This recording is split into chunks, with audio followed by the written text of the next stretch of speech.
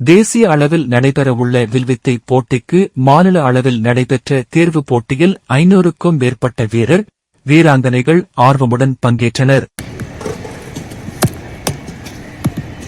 ஆந்திர மாநிலம் குண்டூரில் மார்ச் மாதம் 28ஆம் தேதி தேசிய அளவிலான வில்வித்தை போட்டிகள் நடைபெற உள்ளன. இந்த போட்டியில் பங்கேற்பதற்காக தமிழ்நாடு ஆர்ச்சரி அசோசியேஷன் மற்றும் திண்டுக்கல் வில்வித்தை அசோசியேஷன் இணைந்து மாநில அளவிலான தேர்வுப் போட்டி திண்டுக்கல்லில் நடைபெற்றது. இதில் மாநில அளவில் தேர்வுப் போட்டிக்கு கோவை, மதுரை, சிவகங்கை, புதுக்கோட்டை, தஞ்சாவூர், திருநெல்வேலி, கன்னியாகுமரி, தூத்துக்குடி உள்ளிட்ட தமிழகத்தின் பல்வேறு மாவட்டங்களில் இருந்து 13 வயதுக்கு உட்பட்டோர் பிரிவிலிருந்து 594 வீராங்கனைகள் பங்கேற்றனர். 13 வயது பிரிவின் கீழ் நடைபெறக்கூடிய இந்த போட்டிகளில் வெற்றி பெறக்கூடிய 10 வீராங்கனைகளும் மதுரையில் நடைபெறவுள்ள 10 வயதுக்கு உட்பட்டோர் பிரிவில் இருந்து தேர்வு செய்யக்கூடிய 10 வீராங்கனைகளை தேர்வு செய்து தமிழக அணி சார்பாக ஆந்திர மாநிலம் குண்டூரில் நடைபெறக்கூடிய வில்வித்தை போட்டிக்கு பங்கேற்க உள்ளனர். மாநில அளவில் வில்வித்தை போட்டிக்கான தேர்வுப் போட்டிகளில் பங்கேற்று வெற்றி பெறும் வீராங்கனைகளுக்கு வில்வித்தை அசோசியேஷன் சார்பாக சான்றிதழ்களும் பதக்கங்களும் வழங்கி கௌரவிக்கப்பட உள்ளனர். இது எங்களுடைய தமிழ்நாடு ஆர்ச்சரி அசோசியேஷன் சொல்லக்கூடிய the archery association of Tamil Nadu டேட் அப்படின்ற அந்த ஆர்கனைசேஷனுடைய அந்த அசோசியேஷனுடைய 19வது மாநில அளவிலான வில்வித்தை போட்டி இங்கே நடந்துட்டு இருக்கு. இதான் முதல் தடவை என்ன பண்ணியிருக்கோம் அப்படின்னா தமிழ்நாட்டில் இருக்கக்கூடிய சென்னையில் தான் யூஸ்வலாக நடக்கும். 18 வருஷமாக வந்துட்டு சென்னையில் ஒரே இடத்துல வந்து நம்ம ஸ்டேட் மீட் நடத்தியிருந்தோம். இப்போ தான் ஃபஸ்ட் டைம் வந்துட்டு டிஸ்ட்ரிக்ட்ல எல்லாம் நம்ம டெவலப் பண்ணணும். ஆர்ச்சரி வந்துட்டு என்னென்னா எல்லா nook and corner of Tamil Nadu கொண்டு போகணும் அப்படின்ற ஒரே நோக்கத்தில் என்ன பண்ணியிருக்கோம்னா திண்டுக்கல் ஆரம்பிச்சிருக்கோம். இங்கே வந்து அண்டர் 13 சொல்லக்கூடிய 13 வயசுக்கு உட்பட்ட ஆர்ச்சர்ஸ் வந்துட்டு பாய்ஸ் அண்ட் கேர்ள்ஸ் 3 கேட்டகரி இருப்பாங்க. ரீகர்வ், காம்பவுண்ட் அண்ட் இந்தியன் அப்படின்னு சொல்லக்கூடிய 3 டிஃப்ரெண்ட் போ கேட்டகரியில் 13 வயசுக்கு உட்பட்டவங்க இங்கே பார்ட்டிசிபேட் பண்ணிட்டு இருக்காங்க. இன்றைக்கி இந்த ஒரு நாள் வந்துட்டு இங்கே நடந்துட்டு இருக்கோம். அடுத்த வாரம் வந்துட்டு நாங்கள் மதுரையில் வந்துட்டு அதே மாதிரி ஸ்டேட் மீட் கண்டக்ட் பண்ண போகிறோம். அங்கே வந்துட்டு அண்டர் 15 அண்ட் அண்டர் 13 15 வயசு கீழே இருக்கவங்க அண்டர் 10 வந்துட்டு அங்கே வந்துட்டு பார்ட்டிசிபேட் பண்ணுவாங்க. இப்போ இன்னைக்கு மட்டும் அப்படின்னா 590 பேர் வந்துட்டு இன்னைக்கு பார்ட்டிசிபேட் பண்ணிட்டு இருக்காங்க அண்டர் 13 கேட்டகரியில் மட்டும். இது எங்களுடைய தேசிய எங்களுடைய ஃபெடரேஷன் எங்கள் அசோசியேஷன் வந்துட்டு எஸ்டிஏடியிலும் சரி, ஏஏன்னு சொல்லக்கூடிய நேஷனல் ஃபெடரேஷனும் சரி, எங்களை தமிழ்நாடு ஆர்ச்சரி ஒலிம்பிக் அசோசியேஷன் சொல்லலாம், அந்த அசோசியேஷன் டிஎன்ஓஏன்னு சொல்லுவாங்க. ஸோ டிஎன்ஓஏல எல்லாரும் அப்டேட் பண்ண அங்கீகரிக்கப்பட்ட ஒரு வில்வித்தை போட்டி இங்கே நடத்திட்டு இருக்கிறோம். இது வந்துட்டு எப்படின்னா பசங்களுடைய அடுத்தடுத்த கட்டத்துக்கு கொண்டு போகணும் அப்படின்னா. ஸோ இங்கே செலக்ட் பண்ணுறவங்க என்னென்னா இப்போ அடுத்த வாரம் மார்ச் 27ஆம் தேதி வந்துட்டு குண்டூரில் வந்துட்டு நேஷனல்ஸ் நடத்த போகிறாங்க.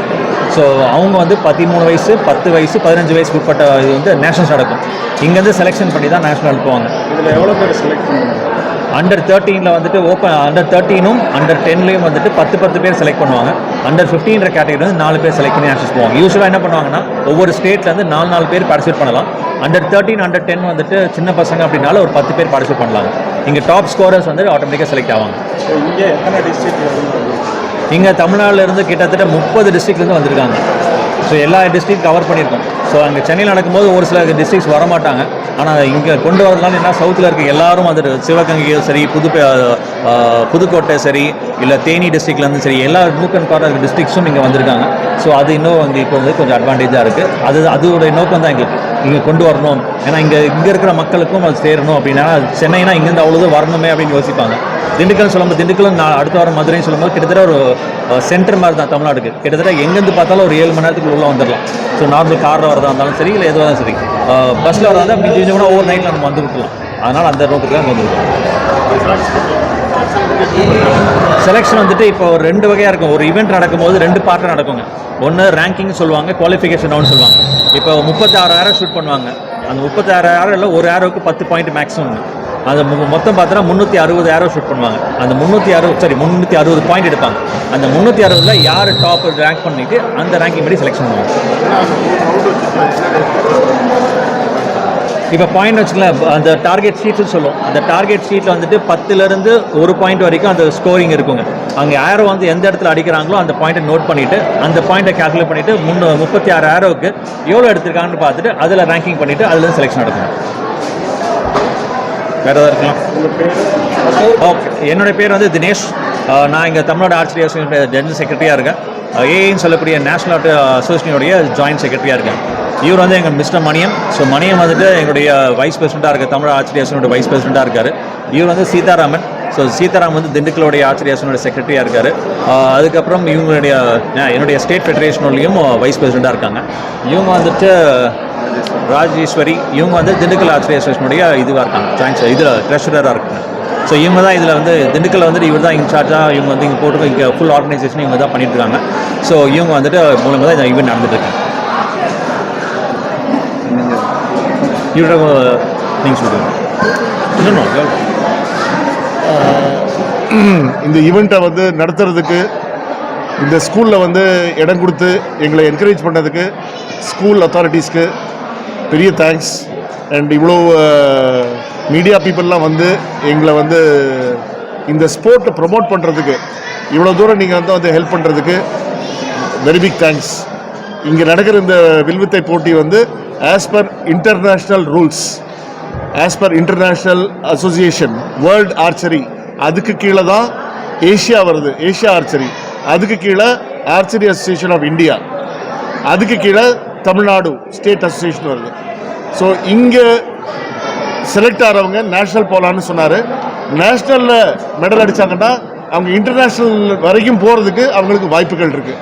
ஸோ இங்கே நடக்கிற ஒரு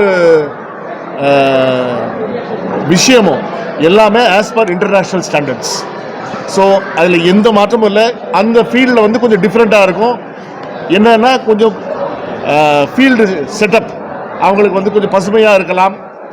அங்கத்த கண்டிஷன் படி இருக்கும். இங்கே வந்து நம்ம இந்தியன் கண்டிஷன் படி இருக்குது. மற்றபடி எந்த குறையும் எதுலேயுமே ரூலில் ரெகுலேஷனில் நடக்கிற இடத்துல நடக்கிற விதம் எல்லாமே perfect as per world archery rules. So refer பண்ணணும் அப்படின்னா இது அங்கீகரிக்கப்பட்ட ஒரு அசோசியேஷன்ன்றதுனால இதில் செலக்ட் ஆகிறவங்க வந்து are eligible to go up to world level competitions, world championship, Olympics கூட. when I say வேர்ல்டு லெவல்னும் போது ஒலிம்பிக்ஸ் வரைக்கும் போகலாம். ஒலிம்பிக்ஸ் வரைக்கும் அவங்க போகிறதுக்கு வாய்ப்புகள் இருக்குது. ஸோ அதனால் இங்கே வந்து இது சின்ன விஷயம் கிடையாது. இதில் வந்து நிறைய கான்சன்ட்ரேஷனும் இருக்கும், நிறைய ஃபிசிக்கல் எபிலிட்டியும் வேணும். ஒரு நாளைக்கு ஒரு ஆர்ச்சர் மினிமம் ஒரு 400-500 ஏரோ அடித்தாதான் இந்த லெவலுக்கு வர முடியும் ஒரு நாளைக்கு. ஸோ அந்த அளவுக்கு அவங்க ப்ராக்டிஸ் பண்ணுவாங்க. நியர்லி ஒரு வருஷம் முழுக்க அவங்க ப்ராக்டிஸ் பண்ணாதான் அவங்களால ஒரு லெவலுக்கு கொண்டு வர முடியும்.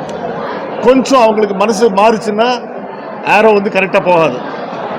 ஸோ இதில் ஃபிசிக்ஸும் இன்வால்வ்டு, மென்டல் அபிலிட்டியும் இன்வால்வ். எந்த அளவுக்கு செஸ்ஸோ எந்த அளவுக்கு ஃபுட்பாலோ ரெண்டும் கலந்த மாதிரி அவங்களுக்கு அவங்களே தான் காம்படிட்டர். நீங்கள் வந்து 13 வயசு பையன் கூட ஒரு 20 வயசு பையனை தோக்கடிக்கிறதுக்கு சான்ஸ் இருக்குது.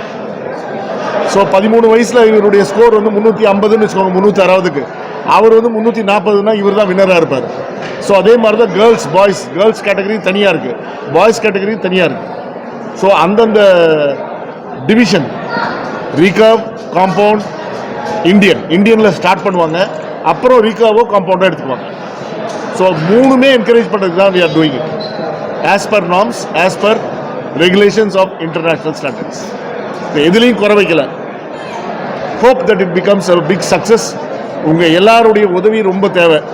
இந்தியாவில் இந்த மாதிரி ஒரு இந்த வில்வித்தை வந்து ஒலிம்பிக் ஆரம்பித்த காலத்திலேருந்து இருக்குது. அப்போ இருந்து இந்த வில்வித்தை வந்து அதில் வந்து ஒரு பார்ட். இடையில வெளியில் போச்சு, திருப்பியும் கொண்டு வந்துட்டாங்க. One of the safest games. எந்த இதுவும் நாங்கள் அவ்வளோ சேஃப்டிக்காக அவ்வளோ இம்பார்ட்டன்ஸ் கொடுப்போம்.